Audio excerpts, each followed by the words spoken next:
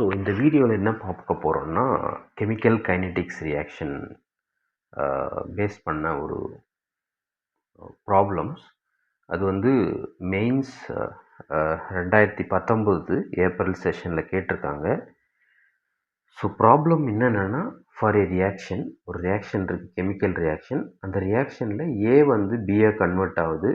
அப்படி கன்வெர்ட் ஆகும்போது அதோட ரேட் கான்ஸ்டன்ட் வந்து K1.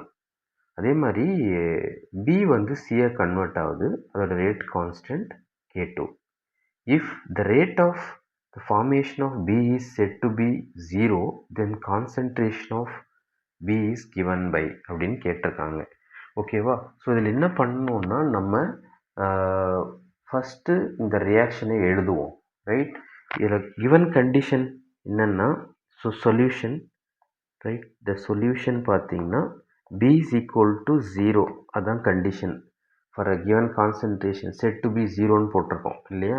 செட் டு பி 0 அப்படின்னு வச்சுக்கிட்டோம்னா இந்த what will be the relation that we will get in the equation அப்படின்னு சொல்கிறோம்.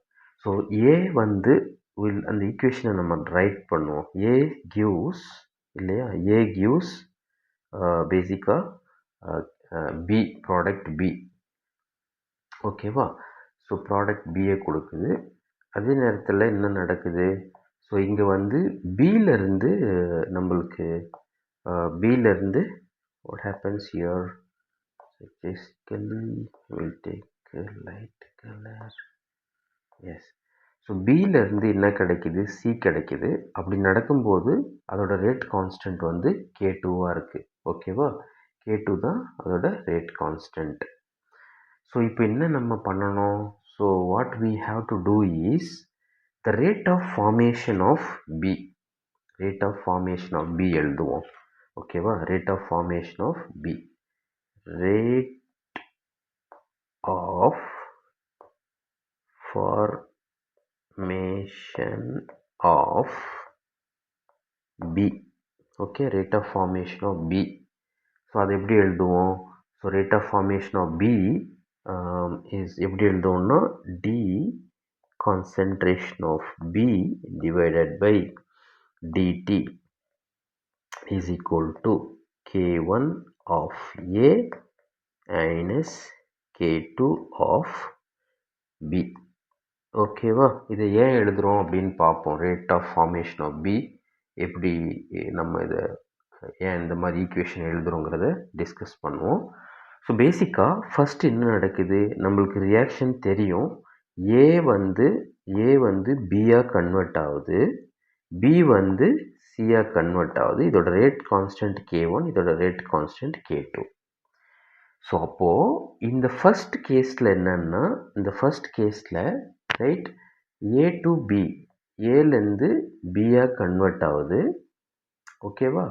பியாக கன்வெர்ட் ஆகுது. நம்மளுக்கு ரேட் ஆஃப் ஃபார்மேஷன் தான் வேணும் இல்லையா? Rate of formation of the B, rate of formation of B வேணும். So rate of formation first B கண்டுபிடிக்கணும்னா என்ன பண்ணணும்னா, ஏ தான் வந்து பியாக கன்வெர்ட் ஆகுது. So rate of formation of B's எதை டிபெண்ட் பண்ணியிருக்குன்னா, ஸோ இந்த ரேட் கான்ஸ்டன்ட் அப்புறம் கான்சன்ட்ரேஷன் ஆஃப் தி ஏ இல்லையா? Concentration of A. ஸோ இதில் என்ன நடக்குதுன்னா, இங்கே வந்து ஃபஸ்ட்டு K1, ஏன்னா ஏலேருந்து பிஏ கன்வெர்ட் ஆகிறத ரேட் கான்ஸ்டன்ட் டிசைட் பண்ணுது. ரெண்டாவது, இந்த ஏவோட கான்சன்ட்ரேஷனும் இந்த பி ஃபார்மேஷனை டிக்டேட் பண்ணுது. அதனால் அதை டிசைட் பண்ணுது இல்லையா? ஸோ அதனால் K1 இன்ட்டு ஏன்னு எழுதியாச்சு. ஸோ ரெண்டாவது என்னன்னு பார்த்தீங்கன்னா, ஸோ இது வந்து ஏலேருந்து பியாக கன்வெர்ட் ஆகிடுச்சு. பேசிக்காக we want to find formation of B தான் வேணும் இல்லையா? பி ப்ராடக்ட் ஃபார்ம் ஆகிறது தான் வேணும் நம்மளுக்கு. ஸோ ஏலேருந்து பி ஃபார்ம் ஆகிற அதே நேரத்தில் கொஞ்சம் அமௌண்ட் பியிலேருந்து சியாக கன்வெர்ட் ஆகுது, அதாவது பியிலேருந்து சியாக கன்வெர்ட் ஆகுது. ஸோ அப்போது நெட் பி எவ்வளோ ஃபார்ம் ஆச்சுன்னு தெரியணுன்னா, ஏலேருந்து பி ஃபார்ம் ஆனது மைனஸ் பியிலேருந்து சி ஃபார்ம் ஆனதை நம்ம கண்டுபிடிக்கணும். பியிலேருந்து சி எவ்வளோ ஃபார்ம் ஆச்சுன்னா, அது எப்படி கண்டுபிடிக்கிறதுனா அதோட ரேட் கான்ஸ்டன்ட் டைம்ஸ் பியோட கான்சன்ட்ரேஷன் எவ்வளோ இருந்துச்சோ இந்த 2 ஃபேக்டர் தான் சி ஃபார்ம் ஆகிறத டிசைட் பண்ணும். அதனால தான் K1 into A concentration minus K2 into B concentration அப்படின்னு போடுறோம். ஏன்னா நம்ம பியோட ஃபார்மேஷன் தான் நம்ம கண்டுபிடிக்கணும். பியோட ஃபார்மேஷன் எப்படி இருக்கும்னா ஏலேருந்து பி கன்வெர்ட் ஆகுது. ஸோ அப்படி இருக்கும்போது அதோட ரேட் கான்ஸ்டன்ட் பி ஃபார்மேஷனை டிசைட் பண்ணும், எவ்வளோ பி ஃபார்ம் ஆகுதுன்றது. ரெண்டாவது ஏவோட கான்சன்ட்ரேஷன். அதனால் இந்த ஈக்குவேஷன் ஃபஸ்ட் டேர்ம் வருது. ரெண்டாவது டேர்ம் வந்து இது ஏலேருந்து பி ஃபார்ம் ஆகிற அதே நேரத்தில் பிலேருந்து கொஞ்சம் சியாக கன்வெர்ட் ஆகுது. ஸோ அப்போது இது ஃபார்ம் ஆனது minus A to B form ஆன டோட்டல் அமௌண்ட் மைனஸ் பிலேருந்து சி ஃபார்ம் ஆன டோட்டல் அமௌண்ட்டை கழிச்சோன்னா நெட் அமௌண்ட் பி எவ்வளோ ஃபார்ம் ஆச்சுங்கிறது கிடைக்கும். அதனால தான் நம்ம அதை அப்படி எழுதுகிறோம். ஓகேவா? ஸோ பிலேருந்து சிக்கு மாறுறது வந்து எதை டிசைட் பண்ணியிருக்கோம்? இதோட ரேட் கான்ஸ்டன்ட் வந்து K2. அப்புறம் பியோட கான்சன்ட்ரேஷன் வந்து டிசைட் பண்ணும், அதாவது சி ஃபார்மேஷனை. அதனால தான் இப்படி எழுதுகிறோம். ஸோ அடுத்த ஸ்டெப்பில் என்ன பண்ணுவோம்? நம்மளுக்கு தெரியும்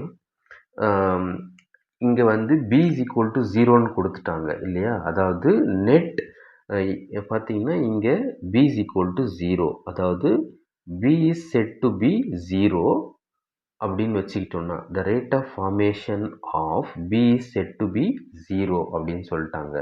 ஸோ அப்போது இந்த db by dtங்கிற டேர்ம்ஸ்க்கு வந்து நம்ம 0ன்னு செட் பண்ணிக்கணும். அதாவது d by dt of b is equal to 0 இல்லையா? ஸோ அப்படின்னா என்ன ஆகும்? நம்மளுக்கு ஈக்குவேஷன் பார்த்தீங்கன்னா இந்த ஈக்குவேஷன் ரைட் ஹேண்ட் சைடில் எனக்கு K1 into concentration of A, K2 into concentration of B. So அதுதான் ரைட் ஹேண்ட் சைடில் இருக்குது. அதை நம்ம இங்கே எழுதணும் இப்போது. ஸோ அப்போது K1 into concentration of A minus K2 into concentration of B is equal to 0. So இப்படி தான் வந்து ரேட் ஈக்குவேஷனை நம்ம எழுதியிருக்கோம். அடுத்த ஸ்டெப்பில் என்ன பண்ண போகிறோம்னா, ஸோ இதை ரீஅரேஞ்ச் பண்ணி நம்ம கொஷனில் கேட்டுக்கிற ஆன்சர் எந்த மாதிரி ஃபார்ம் ஆகுதோ அது மாதிரி ரீஅரேஞ்ச் பண்ணணும். இதை கொஷனில் கேட்டிருக்கிற மாதிரி நம்ம இந்த ஆன்சரை கொண்டு வரணும். ஸோ என்ன பண்ணுவோம்? ஸோ இப்போது K1 ஆஃப் ஏ இந்த டேர்ம்ஸை வந்து இந்த பக்கம் எடுத்துகிட்டு போயிடுவோம், இந்த செகண்ட் டேர்ம். அப்போது K2 ஆஃப் பி அப்படின்னு வச்சுக்கலாம். சரியா? ஸோ அடுத்த ஸ்டெப்பில் என்ன பண்ணுவோம்? ஸோ அடுத்த ஸ்டெப்பில் இதை ரீஅரேஞ்ச் பண்ணி நம்ம என்ன பண்ணணும்? ஆக்சுவலாக நம்ம பியோட கான்சன்ட்ரேஷன் தான் கண்டுபிடிக்கணும் இல்லையா? ஸோ அப்போது கான்சன்ட்ரேஷன் ஆஃப் பி இல்லையா? கான்சன்ட்ரேஷன் ஆஃப் பி தான் கண்டுபிடிக்கணும். ஸோ அப்போ இந்த பியை இங்கே வச்சுக்கிட்டு மிச்ச டேர்மை வந்து ரீஅரேஞ்ச் பண்ணுவோம். ஸோ பி வந்து கான்சன்ட்ரேஷன் ஆஃப் பி தான் வேணும். ஸோ அப்போ நான் என்ன பண்ணுறேன்? இந்த K2வை இந்த லெஃப்ட் ஹேண்ட் சைடுக்கு கொண்டு வரேன். ஸோ அப்போ என்ன வரும்? K1 by K2 into concentration of A, right? Concentration of A. So இதுதான் வந்து concentration of A in the given reaction. ஓகேவா? Concentration of B in the given reaction. That means K1 by K2 into concentration of A.